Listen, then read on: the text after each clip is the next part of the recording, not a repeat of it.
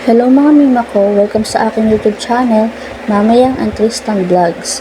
Maagang nakatulog ang aking baby Tristan dyan at tamang nood ako ng TV at sinabayan ko na rin ng pakikipagchismisan. Kung may tatanong niyo rin pala kung pang ilang anak niya ba si baby Tristan, siya po ay pangatlo ko ng anak. 5 years old po ang aking panganay at 4 years old ang pangalawa. At si baby naman po pala ay 2 buwang gulang pa lang. Kung gusto nyo na rin itanong kung puro ba sila lalaki, at yes po, opo ang sagot ko. Ako nga po pala isang minor de edad lang noong ako nabuntis sa aking panganay na anak. At ngayon po ay nasa 21 anyos na ako. At ito na nga po at gising na si baby Tristan ko. Sobrang nakakatawa nga po pala siya dahil sobrang bungis-ngis ng batang ito at bigla pala siyang naubo dahil sa kakatawa niya. Grabing likot na din po pala ng batang to. Madami rin palang nagsasabi na mataba at malaki ang baby ko sa 2 months old na bata. Hindi ko din alam kung bakit ganyan siya kalaki at kataba. Kuwera boyag po. Siguro ay dahil lang pinagpupuntis ko siya ay mahilig ako sa masustansyang pagkain katulad ng mga gulay at prutas. At ayan na nga mga mima ko, kakagising ko lang nga pala dyan.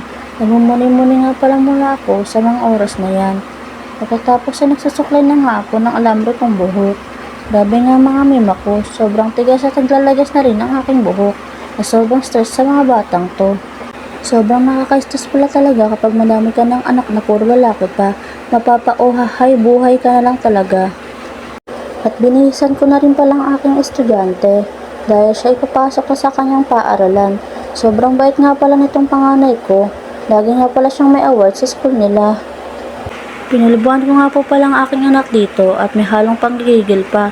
Pagkatapos ay sinuklayan ko nga po pala siya. Nakikita niyo po nagdadaldal ako dyan dahil sinasaway ko ang aking anak na pangalawa. Dahil sobrang kulit nga nito.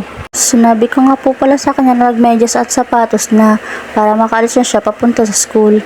Balik nga po pala tayo kay baby Tristan. Napaliguan ko na po pala siya dito. Hindi ko lang po nabidyoan ang pagligo sa kanya. Labas!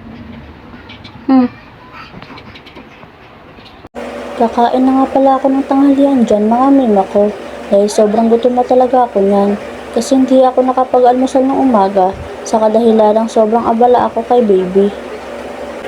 Kain po tayo mga mima ko. Ang ulam ko nga po pala dyan ay meatloaf na may ketchup at may talbos. Nakaligo na nga po pala ako sa mga oras na yan.